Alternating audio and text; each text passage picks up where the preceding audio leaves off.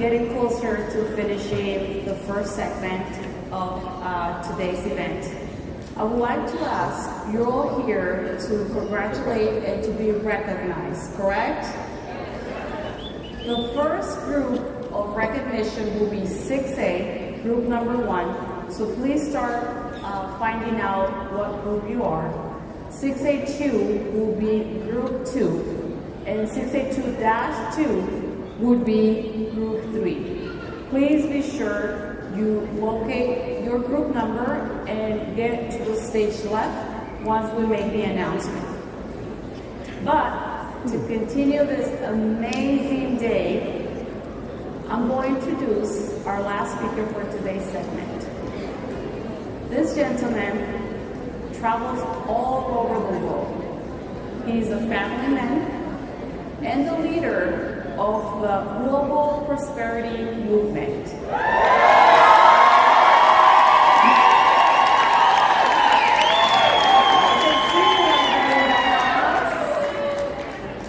Ladies and gentlemen, please welcome newly appointed 6A2-6.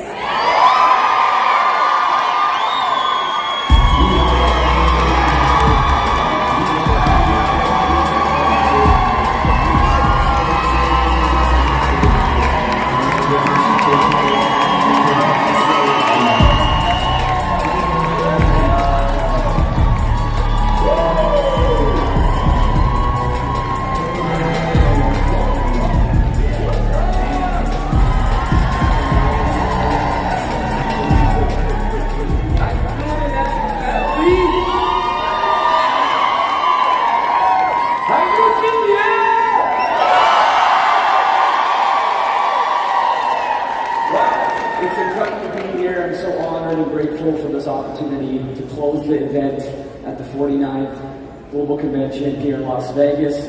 Let's give it up for all of our speakers. They've done an incredible job here.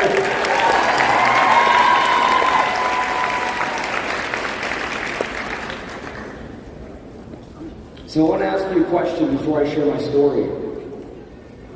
And I want you to write this down, the answer in your notebook. What is the price you are willing to pay to live the dream life that you say you want? I believe it all starts there. We have to pay the price up front in full to ever be on the stage, to ever make the big impact, to ever be traveling and spending quality time with our families. We have to pay that price up front. And for those of you that are brand new here and it's your first event, this is your opportunity. This is your time to claim it.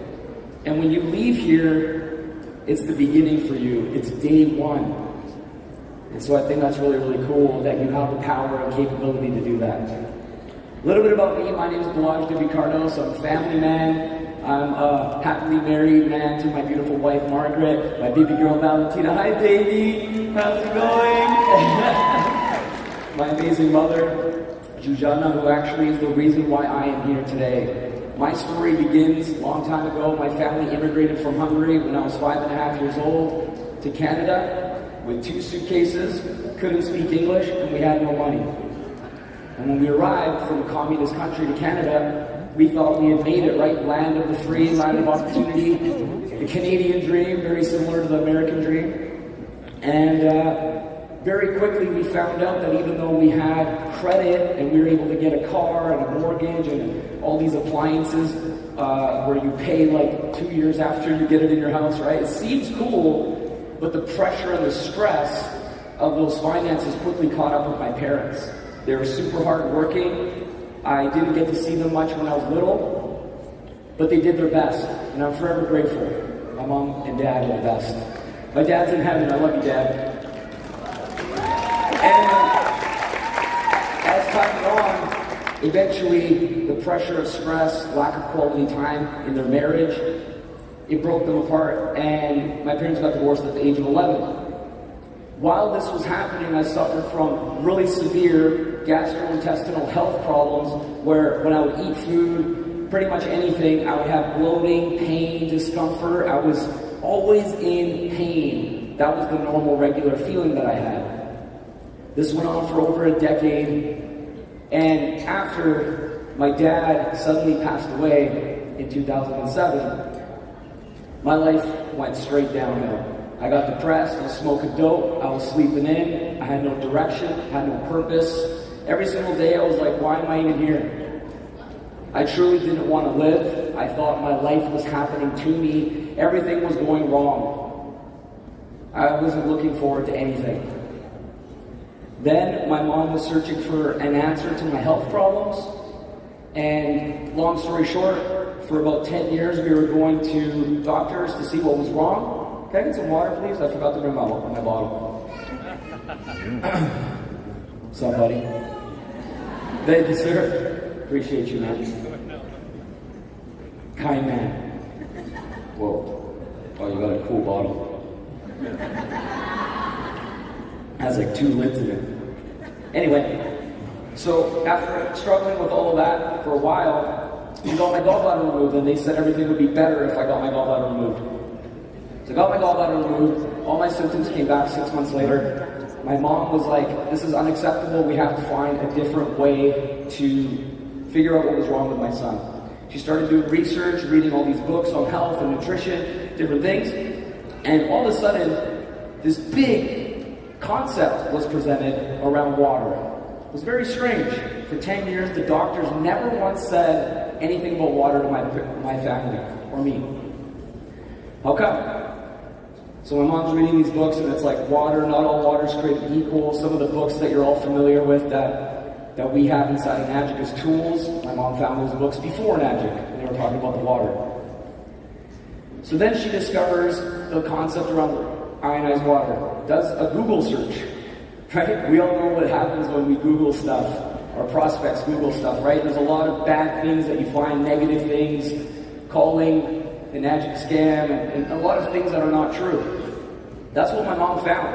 Can you believe that? The first website she found was another competitor bashing Enagic, and she's reading the site, at the bottom of the site, they're trying to sell their inferior product for like less money.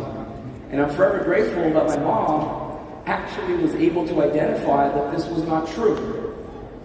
Because had that not happened, like some of our prospects and our leads believe those things, they're not in this room, the water hasn't changed their life, they don't have this incredible company, this incredible opportunity, and it never went to the next step. My mom saw right through the bullshit. I don't know if that's right. That's not a lot, but it's because I'm passionate. Anyway, so that's how it all began in 2008. 8 months after my dad had died, this was the only thing that came into my life that was started to be positive. My mom told me to drink the water. I was skeptical. At this point, I had given up hope around ever fixing my stomach problems. I was like, whatever, this is just my life. Could be worse. I was trying to be grateful. And she's like, drink the water. I feel like this is what we've been searching for over a decade. Drink the water, drink the water. I'm like, all I knew at first is it tasted better and different. I didn't understand the science. I didn't understand what was good about it. When I tasted it, my first thought was, this is how water is supposed to taste. What have I been drinking my whole life? So that's the first thought I had. But I was still skeptical, right? Think about the water, tasted amazing, right? 2 weeks later, she asked me, how are you doing? How are you feeling? And without thinking about it, I replied, good. And I haven't said anything positive in so long that I just don't talk like that. I said, good. And in that moment, I was like, wait a second. I'm not in pain. What happened?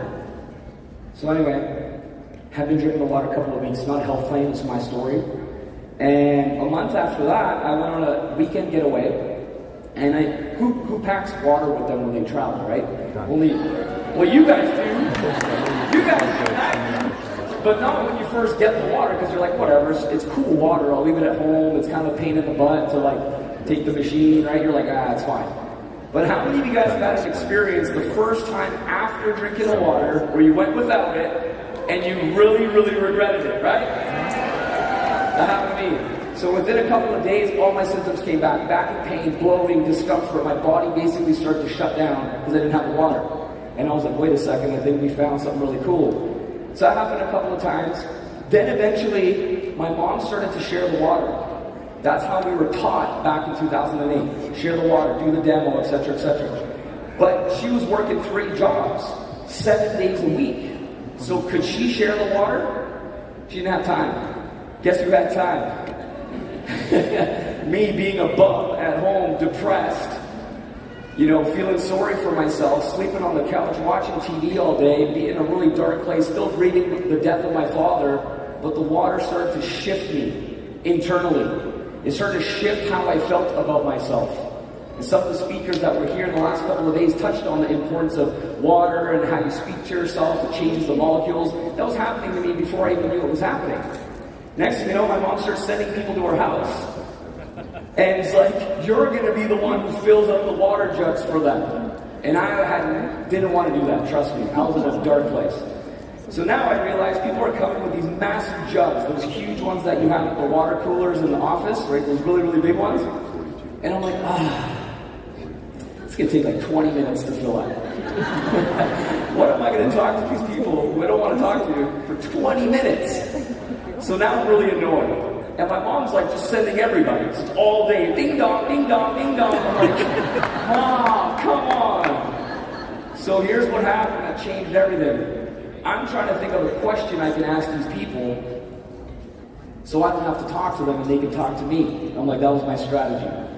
So I asked them, I said, hey, are you dealing with any health issues?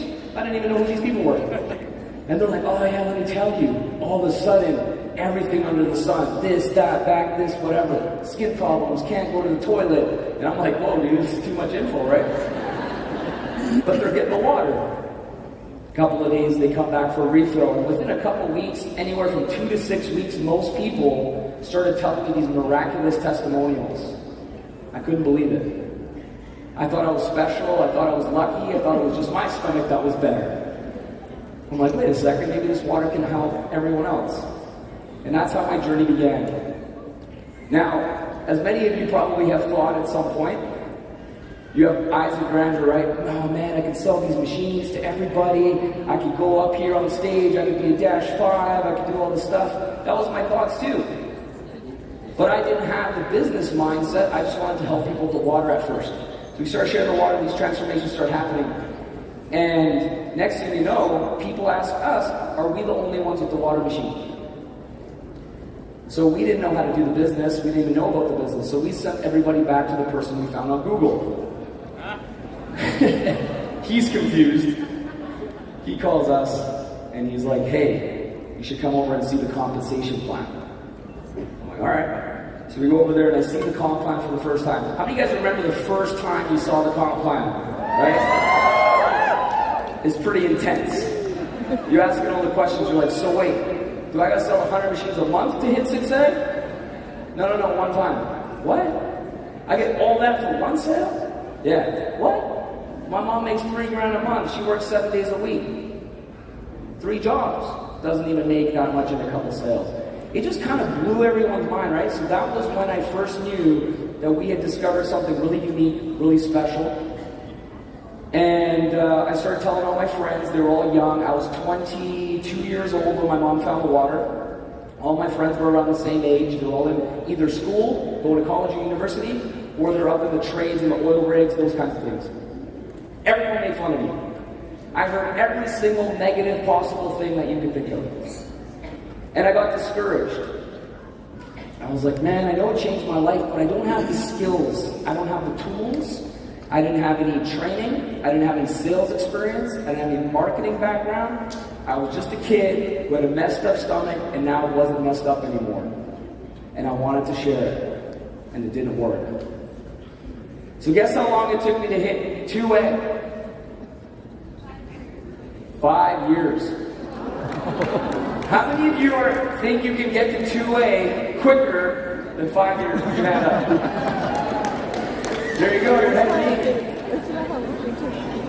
me. So during that 5 years, I had given up hope. I still believed in the water. Every once in a while, I had a little bit of courage.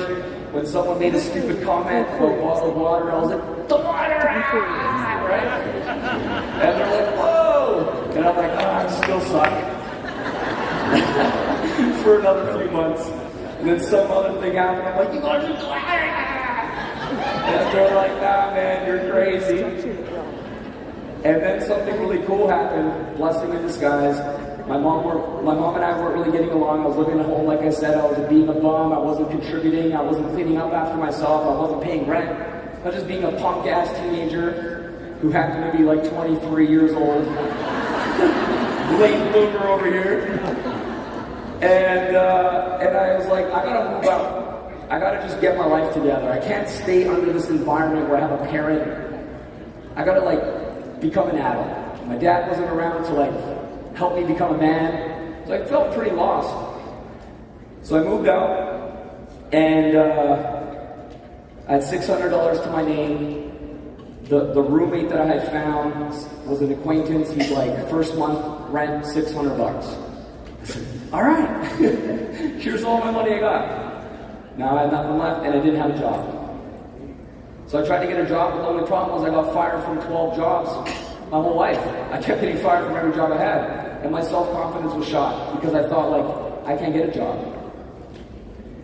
And the problem was that I just don't like being told what to do. That's why I kept getting fired. They're like, do this. I'm like, yeah, screw you. They're like, you're fired. I'm like, ah. So I was a bad employee. Did not listen at all. Anyways, I did door-to-door sales. It's the only place that would fire me, and that's where I learned my fundamental skills that have helped me a lot. I knocked doors, rain or shine. I got rejected every single day, over 100 times. Doors slammed in my face. Dogs chased after me. It was rough. And I learned so much fundamental things, and I'm going to share a couple of those with you right now. The first major thing that I learned is that there's no such thing as rejection, only feedback. Changed my life. Every time someone didn't buy from me, I would just ask them, why didn't you buy from me? They tell me, oh, I don't like your offer. I don't like the deal. It's not good enough. You're not helping me enough. It's too expensive. Whatever they said, I go, thank you so much. Wrote it down. Have a nice day. And I went and studied. Okay. So they said, how do I get better for tomorrow? I'd go back, rejection. Can I get some feedback? I'm really trying to do a great job here. Even if you don't buy, maybe your neighbor will. Can you help me? And I just started asking for feedback. Started changing my life. The next thing that really changed my life was the power of taking everything step by step. A lot of the times I get questions when I'm at these events. People come up to me, they're like a 1A or a 2A. They're asking me questions like, how do I get to 6A2-3? I'm like, listen, I understand you're excited, but you need to take the first next step.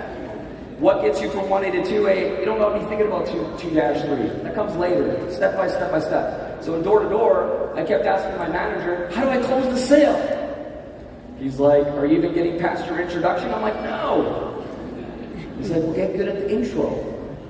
I got really good at the intro. Then I was able to step in the house.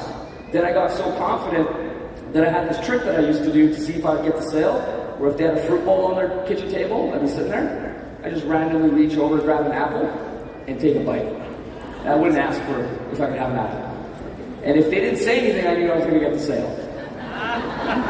It was really fun. And then after that, I got more confidence, and a big reason why I couldn't get any sales was because it was always dinner time. I worked in the evenings. So then I would say to them, what are we having for dinner tonight? And they're like, barbecue? I'm like, oh, man, I love barbecue. Would you like to join us? Yeah, you guys eat and I'll give you a deal. And so this is how it developed. And for 5 years I did this. And I made some good income, but I never had freedom. And once I had a bunch of money in the bank, I remember asking my boss for some time off so I could take my wife on a holiday. I wanted to travel. I had the money to do so. And my boss laughed in my face and said, what does this look like, Christmas holidays? And it was like September. And I felt so gross that I literally felt like he owned me. And that was my line in the sand moment. I'm like, I gotta find a way out. So funny story, every morning before I went to my job, turn on my Kangen water machine. Come get water, 9.5. Drinking the water, daydreaming. If only there was a business. For like a really long time this was going on, right? And then one day I'm like, look at the machine, look at the water, shake my head, I'm like, it's right there, man. I've had it for 5 years, but I gave up on myself. And you know why I gave up on myself? Because I didn't feel I was worthy. Who am I, the son of immigrant parents who grew up with a lot of challenges around money, divorced parents, lost my father to cancer at 21. I cut off the tip of my finger in a sawmill accident, which I don't even have time to get into today. My life was really, really, really, really challenging until 25. My self-worth was in the ground. I, Balazs, who am I to sell a $5,000 water machine? That was 5,000 times higher than my net worth. Anybody feel like this in the audience? Does anybody have issues with feeling worthy of achieving massive success in this company? Deep down. You're here, rah, rah, woo, woo, we can do it. You go home, you're just like me, right? I don't think I can do this. So anyway, after I developed the skills in door-to-door, I'm like, I feel like I am worthy. Why can't I? There are people out there winning. There are people out there succeeding. I just got to learn what they're doing. I got to shift my mindset around. So I started on this path. It took me 8 months of part-time efforts while I still had my door-to-door job, where I talked to my wife. She was my girlfriend back then. And I said, baby, listen, I have to make this business number one. I have to be absolutely all in and obsessed day and night. It's gonna feel at times like you are number one, that I don't love you as much as you think I should. It's gonna feel uncomfortable, but I'm doing this for us. And it's a temporary season. I promise it's not forever. How many of you right now need to have these conversations with your spouse, your children, your family, so everybody's in on it together? Put your hands up. Most of you expect blind support when they don't really know your dream yet. You haven't expressed it yet. And you know, the sacrifices that we made between my wife and I were really, really difficult. I said no to so many things. I didn't attend family events. When I was at dinner, one of my fondest memories of what I call the come-up story is when we're having steak dinner, beautiful date night. I look at my beautiful wife in the eyes. It's a special moment. My filet mignon comes out, perfectly cooked. My phone rings, ring, ring, ring. I look down at someone on my team who needs help. Close a three-way call. Baby, I gotta take this call. She's like, all right, I know, it's all good. Go outside, pacing in front of the restaurant, close the trifecta. By the way, I created a trifecta. You guys like that? So I'm closing these deals. And one day, I get to this point in my business where I got a lot of confidence, and I started telling my team, listen, you have somebody who's interested, I'll do the call. I knew every single sale in my downline organization until I hit 682. I closed every single sale, one way or another, for my team.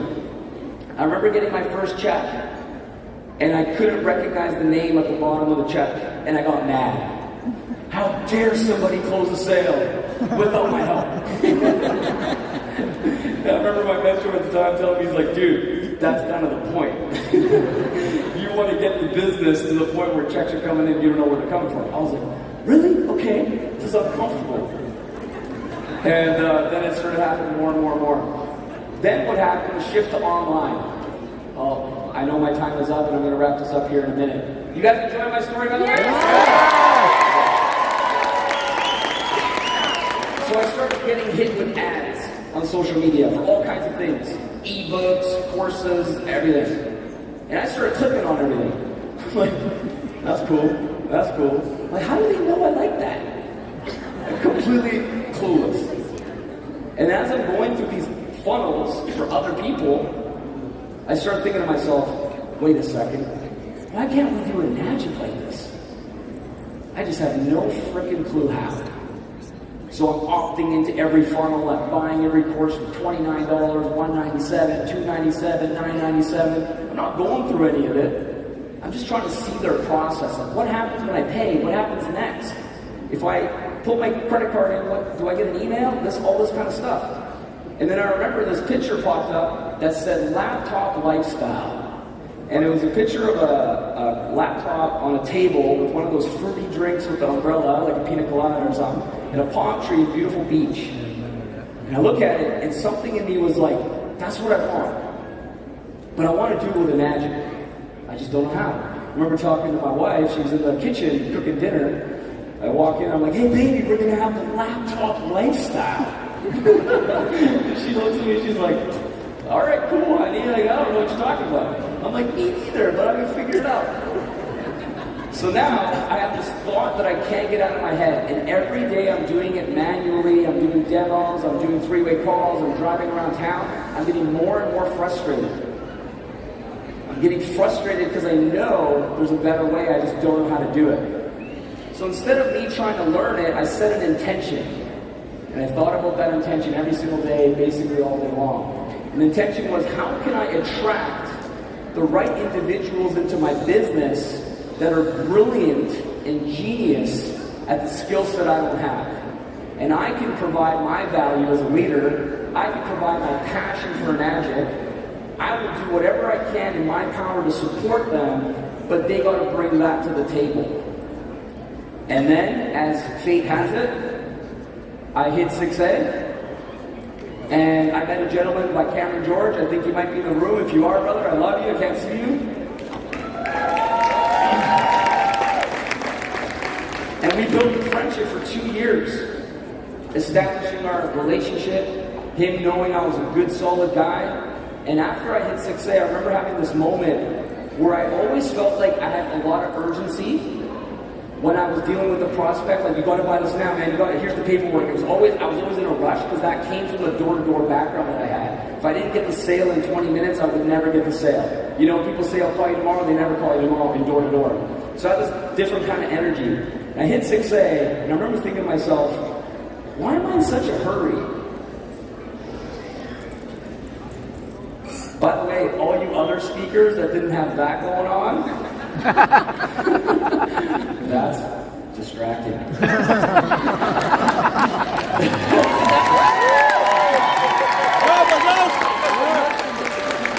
That's right. I told everybody, I'm like, the thing I'm nervous about is only having 30 minutes. So anyway, what I was trying to say was, where was I? Why am I in such a hurry, right?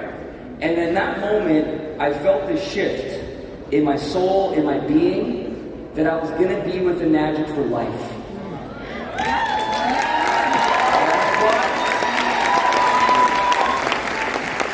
I was like, why would I leave? Why would I stop? Why would I ever change when this company is so incredible? Mr. Oshiro, Mrs. Oshiro, what they created, the products, the compensation plan, the legacy income, the career path of where you can take your business, the impact you can make in other people's lives. I knew in my heart this was my calling. From my story to how the water changed my stomach and my health, how it impacted my family, to then helping me transition out of a very time-consuming door-to-door straight commission career into this. Then I freed my wife. I retired my wife after 1 year in Enagic. Then I retired my mom right after that. Then I started helping other people quit their jobs, and it was beautiful. Then I started going online, and everything started to change because we were able to impact all over the world. And now, today, we have over 100 countries in my organization. We have 50 people higher than Dash 3 in my business. And it's been absolutely the funnest, most enjoyable, crazy roller coaster journey of the last 10 years. And I want to leave you with this final thought. We're about to approach 50 years with Enagic next year. And right now, a lot of you see these people on stage and it feels very out of reach. How am I ever going to get to those ranks? We talked about the worthiness thing, but there's levels to that. When I started this business after 5 years of a break, 10 years ago, I was a 4A. I went to my very first event, like so many of you in this room. Romy, Cynthia, Eli, they were all Dash 4s at that time. And thank you guys so much for being the OGs. Forever grateful to everything you contributed. I remember when I started, Romy had this PowerPoint that had pictures of buttholes. And that was his presentation. Colonoscopy, I just have that joke because everybody laughs when I used to do the demo. So it was like, your butthole picture now, drink the water, your clean butthole picture. I know. wasn't very fancy or high tech. So OGs did whatever it took, right? But I caught up.